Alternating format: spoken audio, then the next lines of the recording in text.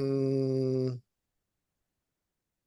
All right, guys, we're back again this week, and we're at the tail end of the international break. It's exciting. It is nice. It is beautiful to see your beloved country win.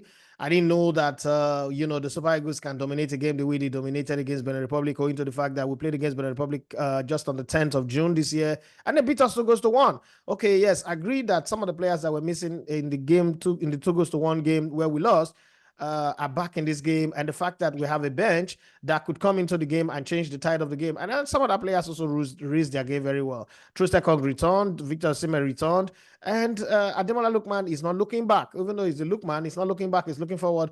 And he set his sights on the fact that if he's not going to win the Ballon d'Or, the African Footballer of the Year, that has made Victor Osimhen go high and high on whatever he's high on. He also wants to feed that highness. I don't know if he could do a video one day and insult everybody, but hey, it is what it is. Let's look at the positive and forget about the negative. Italian football was also, looking like a mess. They didn't qualify for 2 World Cup. They won the Euros. The players are aging out. They've changed coaches like the way women change the sanitary pad every month. But somehow Spalletti have been able to do something. But all of that is not even the problem. Yes, there's a big conversation in Italy. Yes, some guys in Italy decided to make pizza and put pineapple toppings, avocado toppings on it. In Italy, the home of pizza.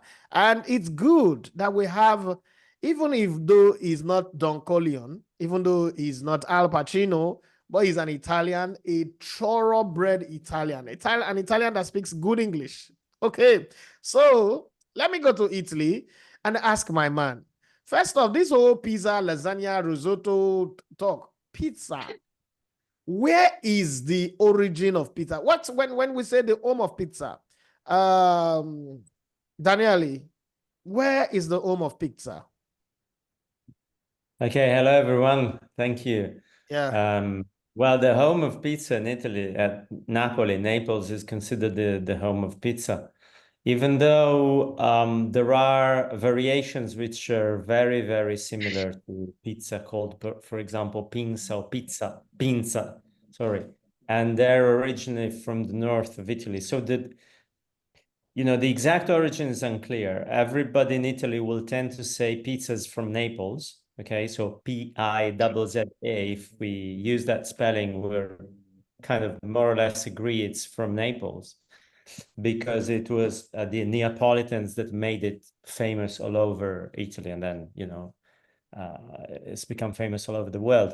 But it's a typical Italian dish, and if the best pizza I've had has actually been in Naples. The best pizza I've had in my life. Yeah. Would you take a pineapple toppings or avocado toppings on your pizza? So let me say this. I was in Chicago in 2005, and I went to this Pizza Hut, and I was just there. A girl literally took me, Clara, took me to the Pizza Hut, and we were just there. She was working there, so I had to sit and wait for her till she was done.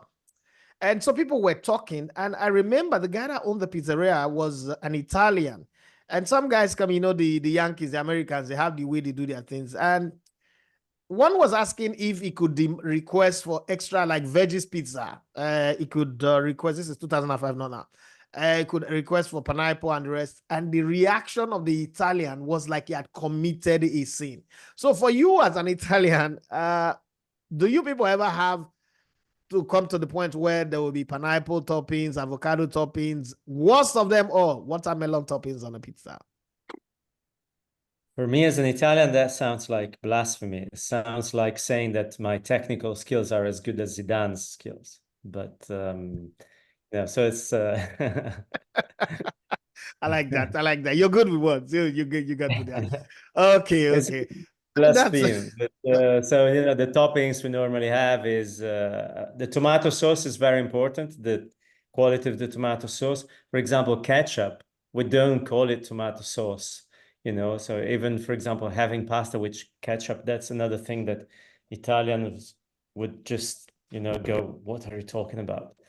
So you can have a bit of everything. I like the simple version. It's called marinara because I'm not a cheese eater, so it's just tomato sauce and all over the pizza with some garlic and some basil.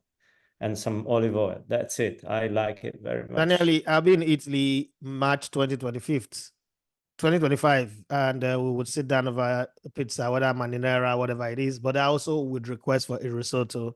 I like risotto a lot. Okay. But having said that, let's get into the shindig of the game. How are the Italians feeling after the win over France? 3-1. Everybody's talking about let's fire Didier Deschamps. I bring in Zidane. Zidane, I've also said that Manchester United is a bag of shit. He's not interested in that job. So there is a whole lot. Sorry, Bobby Noves. It's not me that said it's Zidane. I'm just quoting Zidane. How are the Italians feeling in terms of confidence, going into their subsequent games? Did Zidane use exactly those words? I don't think so. But anyway, yeah, I think it was a confidence boost. But I think we always have to be balanced in our judgments, because 2 months ago we were talking about a disastrous Italy, and Italy played a very, very bad European Championship. And now, the players were more or less the same. Yes, maybe Ricci, who played a very good game, was not a starter in the Euro 24. Cambiaso played a very good game, was not a regular starter. And, we beat one of the probably 2 or 3 best teams in Europe, possibly in the world. So it's good for the confidence, good for building confidence. But, I think we will see in the middle long term, and also, Deschamps, how many games and how many trophies, how many finals has he played? Maybe sometimes we should be a bit less rushed in our assessments.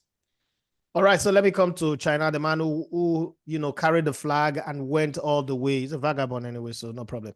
A wanderer. It should be a nomadic man now. Should give him a title from Norway or somewhere. You were in Uyo, you saw the team. Some people are saying that Eguavoen got lucky. Some people are saying it's because of Fidelis Ilechukwu and Daniel Ogumodede that helped him. So many theories, but a lot of people are not convinced about Eguavoen. But we saw a team that stuck to a system of play, made substitution when they needed to. And before anybody say, oh, it's just Benin Republic that will play, this same Benin Republic beat us a few months ago, and they outran us, outpaced us. So what is your take from that game? And would you advise the NFF, Gusu and its lead and its entire board to make Eguavoen the substantive coach? While some school of thought is saying that if you keep Eguavoen on his stool by saying, okay, go on game-by-game basis, he might do better than giving him a contract and then making him feel relaxed. What's your take, China? I think the NFF should keep Eguavoen as coach of the team. Not because he won 3-0 against Benin Republic 2 days ago, but because you know how Nigeria gets coaches. It takes us like 9 months to get one coach. And you cannot keep the team distracted. The team needs some coaching stability. So when I say Eguavoen or whoever is there right now, I think he's looking for the long haul. We have 6 matches this year. We played 1. We have 5 more matches this year. 1 tomorrow, 2 in October, and 2 in November. Then the AFCON qualifiers are over. Eguavoen should be allowed to continue the job as coach of the team. Now, if he ends up topping the group and qualify for the AFCON by November, why don't you let him go? Why don't you start looking for a new coach that you will not get until 3 days to the next qualifying match? So I think we need some coaching stability. Let him handle the team. We cannot get the kind of coach we want because we cannot afford the kind of coach we want, and it takes us ages to get one coach. So that's my take on it. Well, I have most Nigerians with that. This is very unpopular opinion. Okay. China says that we should let Eguavoen coach the team and also take the team to the Nations Cup and the World Cup if he qualifies us. We have my mystery guest. I told you guys that the guest, Oga, you have to turn your camera the other way. Turn it like this, rotate it like this, please. And my mystery guest is an under-21 FIFA World Cup silver medalist. It's played for the Nigerian Professional Football League, or the Nigerian Premier Football League as it is called today. He's also played for Chelsea, he's played for Middlesbrough, he's played for quite a lot of clubs. He's played in Italy, and he's a captain now everywhere he goes. So somebody sent me a message one day and said, your friend is a born leader, because they met him at the AFCON and how he treated them at the AFCON. He would not remember them, but my friend Peter, and his wife said he met you at the AFCON and you treated them with so much respect while others were acting funny. So I've got Kenneth Omeru in the house. Is our mystery guest today. Kenneth, how you doing? You're looking good. I'm good. Thank you. Thank you. It's good to be here. Last October, I don't know who sent me. I went to go and stand next to Kenneth to snap picture. See, my advice, be careful who you stand next to when you are snapping picture. Everybody that's seen that picture keep asking me, Edafe, are you a dwarf? I thought I was tall until that picture. And if you see the picture, I don't know, Kenneth, China, what do you want to say? I have not seen that. I have not seen that picture. But I'm taller than you. If you say anything, I'm taller than you. Now Bella you get past me, I thought past you. Now Bella your Bella big past me, your baby white past my own finish. I thought past you. So well, if I'm a dwarf, then you be a camp, Papa. Well, let's leave that matter. Kenneth, we are in a place where we are like a Gaza Strip. Okay, one good result does not paper over cracks, and I know that you are not at liberty to say a lot of things, so we're not going to even go there. But there is this dichotomy that you guys, Super Eagles players, need to respect home-based coaches. Now, only foreign coaches don't respect. Why am I speaking pidgin English? Okay, let's go. Kenneth, how true is it that the players of the Super Eagles don't respect the indigenous coaches? Is there anything that the indigenous coaches have done that have made them not to have respect among the players of the Super Eagles? Is there something they need to do? For journalists, I hear say una toss it to the beg una money. The coaches too, they beg una money. Let's know that one. Oh God, I lost Kenneth. Why is somebody calling him when I needed him to answer my question? Well, let's come back to you, Bobby. Chana, you wanted to say something? I sure you lost him, but he lost himself. Maybe the question was too difficult for him. Nice, Abby. Let's go. Let's go to Bobby. Now, my guy, you're not gonna do me like that. Kenneth is my guy. I can bet my life on him. Bobby. There is a conversation in Europe right now that is funny. Chelsea, two owners who just 3 months ago said that they are in it for the long run. This project is a long-term project. We should look at what is happening with Liverpool, with FSG. They are also here to do long-term. The Americans are here to stay. They've got a skin in the game. Now they are fighting. They can't even seem to agree in the boardroom. They can't seem to agree on who should lead the team and who shouldn't, who should be signed and who should be signed. What is your take on all of this mess that is going on with Chelsea? Well, the Chelsea mess was bound to happen because they say too many hands spoil the soup, or too many hands spoil the broth. So there are too many hands in Chelsea doing too many things. Like they have more than one director of football. Yeah. They have one. They have a chairman. They have a CEO, owner. So there are too many hands. So there's bound to be issues. And when you look at Claire Lake and Todd Bowley, Claire Lake, I think they're the majority shareholders with 61.5%. Todd Bowley has around 38.5%. And initially, Todd Bowley was seen as the face, the chairman initially as of the club. He's the one that fronts. He's the one that does most of the jobs. It's more like a power struggle. Claire Lake has more shares now, and their aim now is to buy off his own shares, take full control of the club. Even currently, they're the ones who are taking more of the lead in the club. But things are not going well. And if you ask most of the fans of Chelsea, mainly here in the UK, they would prefer to have Todd Bowley in charge. They would prefer Todd Bowley gets all this majority stake and take control of the club, because they don't actually trust Claire Lake. They don't actually trust them. If you check, since Claire Lake even got a stronger hand, things have been going haywire. So basically, it's gonna be a long toss, but it looks like Claire Lake might end up getting it. They might end up getting a stronger hold of the club. As an Arsenal fan, we've been in this position before, where the battle between Stan Kroenke and Alisha Usmanov was going on. So I wish Chelsea the best of luck. Well, their ex-player is here. We'll circle back to him. But before we circle back to him, let's talk about one former Chelsea player and his disgusting behavior.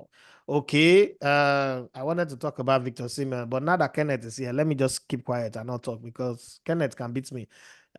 American man, man from Indiana, America. Habib, Thibaut Courtois was allegedly promised the captainship of the Belgium national team. And somewhere along the line, They didn't give him the captainship. And he said he's not going to come back to the national team until Tedesco Domenico is fired.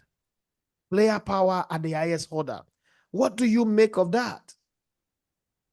Thank you, Daffy.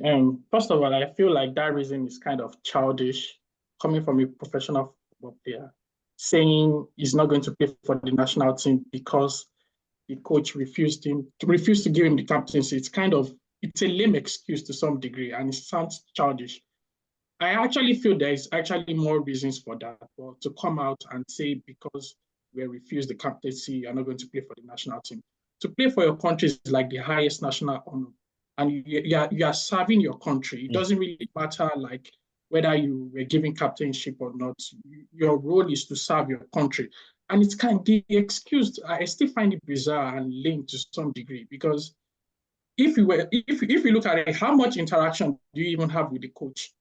That to say, oh, the coach is not going to give you the captaincy, I still feel is lame. And for whatever reason, if Tedesco is sacked or whatever reason is sacked, I feel like Thibaut Courtois shouldn't be invited into the national team. It's as simple as that.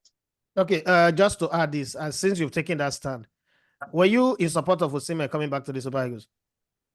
Can I pretend like you're not hearing me? Pretend like you're not hearing me this question. Let me just ask this man. Were you in support of Osimhen coming back to the national team?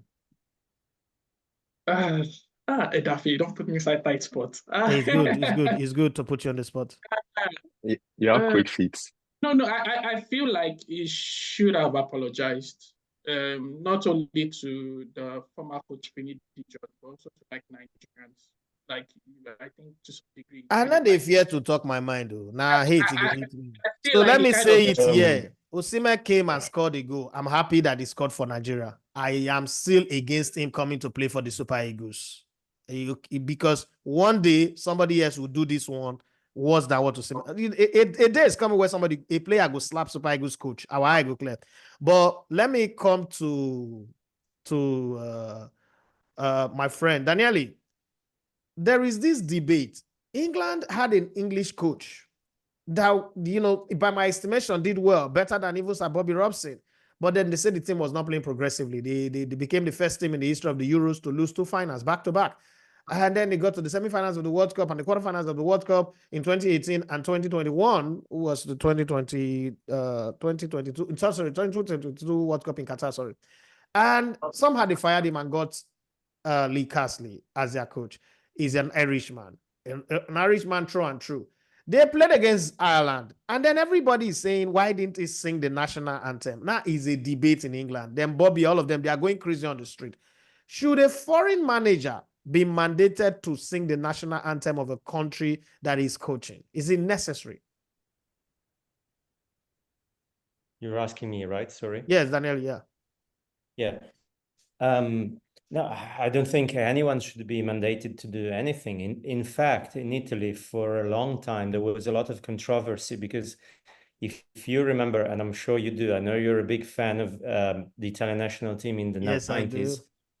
Yeah, that team that did play the World Cup final in 1994, there was a lot of controversy that went on for years because Sacchi's players, Italy was coached by Arrigo Sacchi, they didn't sing the national anthem. They were all Italian, of course, because they played for Italy, and none of them sang the national anthem. So I think it's a personal choice. On the other hand, personally, but this is just personal taste, I wouldn't like to see Italy coached by a foreign coach. I've got nothing against foreigners, of course, but it's just, I think that the coach should represent a tradition and a culture, a football tradition of the country where he's working. But this is, we could open a debate that could go on for hours. Okay. And in fact, one of the most successful Italian coaches in volleyball was born in Argentina. So we could go on for hours. I don't think it should be mandated. Can I comment on it? Yes. Okay. Let me hear what you guys said. That one. For me, I think that coaches should not be made. Players should not be made to recite the national anthem, but they should. That's my opinion, because I think if you're a coach, if you're a player, you should be ingrained in the culture. It's just like you go to a country, maybe they speak a different language. You learn the language so that you can relate with the fans, you can relate with your teammates. So I think they should, but they shouldn't be made. It shouldn't be compulsory, but I think they should. Talking about a man who learned the language everywhere he's gone, let's cycle back to my mystery guest. You already know him, Kenneth Omeru. His peers and his younger ones, because of the respect that he command, love to call him Uncle K. Kenneth, yes.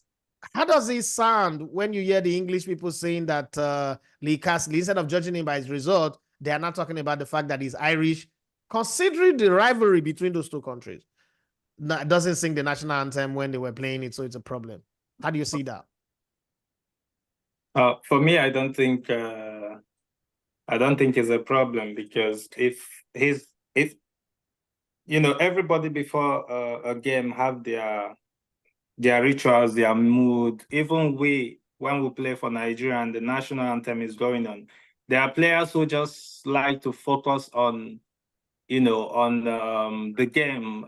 Their mentality is already in the game. They are just there, and other players get motivated by the national anthem, either by hearing it or joining to sing, So for me, I think he's there to do a job, which is to coach. And if he does his job well, I don't think the national anthem should be an issue. Well, that's a very good one that you said. Now, let's go to Eguavoen. Some people say that they should give him a contract because of the game that he's done. Some other people say, no, don't give him a contract. Let him be going one game at a time. Maybe that will motivate him to do well. And I also throw up this question. Is it true that you guys don't respect the indigenous coaches the same way you respect the foreign-based coaches? I know this is going to be hard, but I just need to know the player's perspective. How do you guys see the coaches? What's the difference between a Nigerian coach and an international coach? For me, I think it's almost the same thing. It all depends on your approach to the boys. If you are a coach that the boys, what you have to do to get the respect is how you approach them, how the team is organized and everything. It gets if a player comes to the camp and the setup is nice, the physical trainers are there, nutrition is everything he wants, he gets, he's comfortable. For me, I've not seen except for the issue last time, which it didn't happen in camp, but I think for me, whoever is my coach, I give him respect. And I wouldn't say we didn't do well because it was this coach or this coach. Okay, yes, the training and the tactics matters a lot. It matters a lot. So it all depends on what level, week to week, day to day, what do you bring to the table? If we come to the pitch and then we're seeing exercises, we're all professionals. We've played football for years.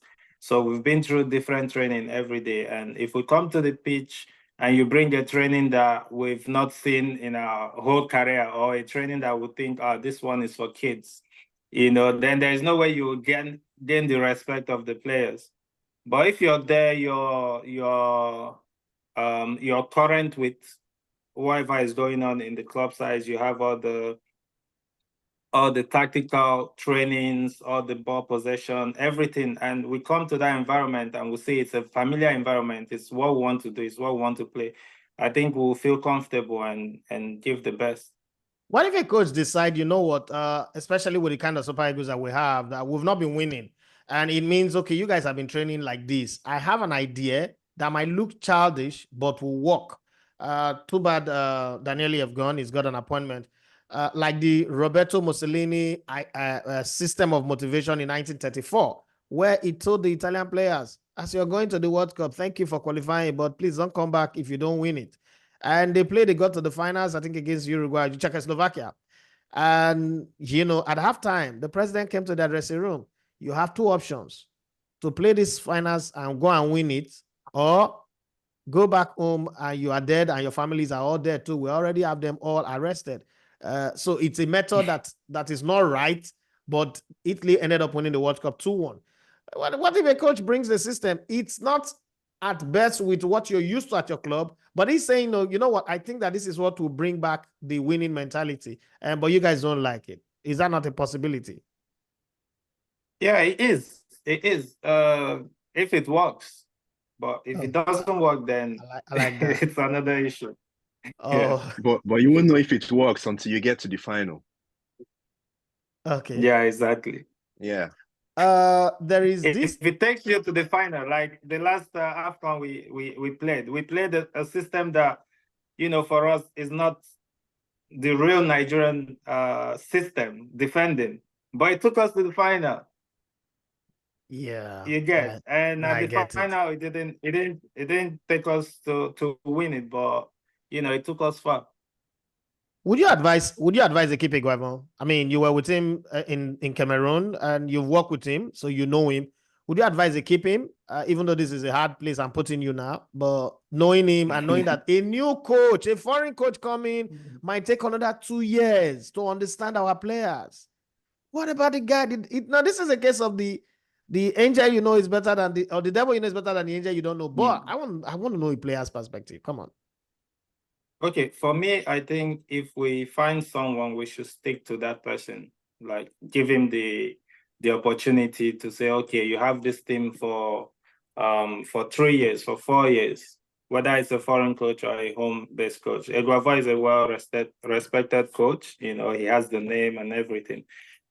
So, for example, he led us. We didn't go to the World Cup in Qatar, and immediately he was pushed aside, and you know, someone else took over. So for me, I didn't see that as right, because okay, if you need time with the players. Nigeria is believe me, today. With the kind of talent. With the kind of talent we have in that team, you know, the coaching is not 60% of what we need, you know. So if a coach like Eguavoen will be given the opportunity, I saw the assistant coaches. I loved it. I loved that idea, because they took assistant coaches from the league that are doing very well. You know, Rangers coach, yes. They won the league. Yes. You know, that was very, very, that was very, very, I love that idea. So with these coaches, I think, plus himself, I think they should give them the opportunity to lead the team. No matter what the result is. Which is harder for Kenneth, to be in the pitch playing the game, or to sit at home watching the Super Eagles on television? To sit at home watching. How does he feel, Kenneth, watching the Super Eagles? I mean, what's the reaction, the body language? I hope you're not the type that would make your wife and children feel like they want to run out of the house when the Super Eagles are playing. No, I'm not. I'm when I'm watching, basically I'm a fan. Like I'm shouting like, okay, you should have done this, should have done this, you know. When I'm on the pitch, it's different. It's fight. It's a battle, you know. But unfortunately, I couldn't watch the last game because we had a friendly game also. Right, Bobby. Let me jump to you. You saw the game, and apart from China, all of us here saw it from TV. What was your reaction to the game? I mean, the first half and the second half. What was your reaction? The substitution, the timing of the substitution, and all that. What was it like for you? Game was an impressive win, 3-0. You do not have any right. Let me just warn you yet. You do not have any right to make face or make match. You are a Man United supporter. That rotten team. And you come on this show, you have their coaster behind you. So treat the Super Eagles with respect. We want 3-0. Show United some respect now. Show United some respect. The biggest club in the world. Thunder fight. Kenneth, do you agree to that nonsense? That's blasphemy. Show some respect. Talk to me about Super Eagles, better team you talk of. So on the Super Eagles, yeah, good win. The game wasn't a game without flaws, because if you can see in the first half, not all the passes were going together. There were a lot of misplaced passes, loose passes. Players doing a little too much. I felt that Lookman was trying to do, before he scored, he was trying to do a little too much. Even overall in the game, there are times you could have laid off passes to other people. There was one in the second half where he took out the goalkeeper. He should have played the ball back, but he didn't. I think he wanted to score. Then looking at other things, defensively, defense was a little bit shaky. The wings were performing pretty well with the fullbacks, the wing backs, I meant to say. But the problem, there was nobody in the box to finish those crosses. Boniface does not work. He doesn't work well as a lone striker. He has to work off someone. He has to be paired with somebody. Either he plays off the person or the person plays off him. But on his own, he doesn't work. So that's why I think he was having some difficulty. Other than that, the midfield, Iwobi and Ndidi as a double pivot, to me, that is not that effective. Because if you look at Benin worked well in the midfield. The only problem was that Benin going forward and that sharp. Yeah, but if you watch their interplay, their interplay was better. They were more organized in the midfield. It's just because we have more experience. That's why we could go over that with some of our star players and flair players. With Eguavoen, I'm never against the way Eguavoen plays. He's exciting. He plays exciting football. He gets you goals. He gets you off your seat. But my problem, Eguavoen does not get the target. That is my problem. He can do everything, but the final target, he won't get there. Abib, let me come to you on this. I wanted you to touch on that midfield. Wilfred Ndidi, I could take a bullet for the man. But these days is like Mikel Obi to me. I don't know if he's not a defensive midfielder or an offensive midfielder, because Leicester is now being pushed forward to play the 8 or 10 position. What would you advise the coach? We have Alassane Yusuf, we have Frank Onyenka the Tank, we have one other player in that midfield. What would you advise the coach to do? For me, again, I'm not a fan of Alex Iwobi. No disrespect to the human being, but I think that these are my words, and I've always used it. Alex Iwobi knows how to play ball. That's my word. And Kenneth, no verse for you. I also play this ball. To say I not play the ball. I know they. Thank God, so you know they. Thank God. Yeah. They'll say I'll be armchair critic, but is who we have in the land of the blind. The one-eyed man is the king, right? How would you mix that midfield properly? We have only 3 minutes now. How would you mix that midfield properly so that it works? Because when I finished in Benin game, a TV station called me and I was talking to them and I told them clearly, we meet Egypt with that play, they'll beat us. There's no 2 ways about it. We meet Egypt like that. We meet Algeria like that. There are teams in Africa that will take us to the cleaner. Let's not even go to the world stage. The win was good against a small team. But in that midfield, the way we play, the way we move, the way we exchange passes, the way Lookman is hanging onto the ball like he's the owner of the ball, we would suffer. Again, it happened against Tunisia in Cameroon. What would you say would be the perfect mix in our midfield? Oh, okay. First of all, I think, how will I put it? Nigeria is blessed with arrays of attacking options, from Osimhen to Boniface to Simon to Lookman. We have very good players. And our defense to some degree is very, very good. But the midfield, it's kind of like, we don't have like enough bodies in our midfield. For me as a coach, first of all, you don't have like enough time to like set up your team and train like tactical drills. The national team, you don't have that time. So you just have to set up your team in a way that you get the maximum results. I think most times coaches should just set up their team to get the maximum results. Just get the ball to your forward players as quick as possible. As quick as possible. You have Osimhen, you have Simon, you have Lookman. They can make the magic happen. We have like good attack. The midfield, maybe not so great, but the defense is also great. Just get the ball as fast as possible from the defense to the attack. We know Osimhen can come up with magic. We know Lookman can come up with magic. You know Chukwueze can also come up with magic and moments of brilliance. So I don't think we should dwell too much on possession in midfield. Just get the ball as quick as possible from your defender to your attack as quick as possible. We don't have to like do intricate passes and all those kind of things in the middle of the pitch. In your wisdom and wise counsel is that we should play Route 1 football, old school English football. You're not going to be coach. Let me just tell you, with this your professor glasses, you're not going to see road coach Nigeria national team. Nigeria national team, now you say, we'll go play police football. So yeah, load the ball forward. Now, what do you want me to play? Super Eagles of Nigeria. He wants results. We have the players that would score enough goals. I think Kenneth will agree with me too. If Kenneth not going to agree with you on this one. Have the players that we. I agree we have the players that will score goal, but I don't agree we should play kick and follow. I don't understand.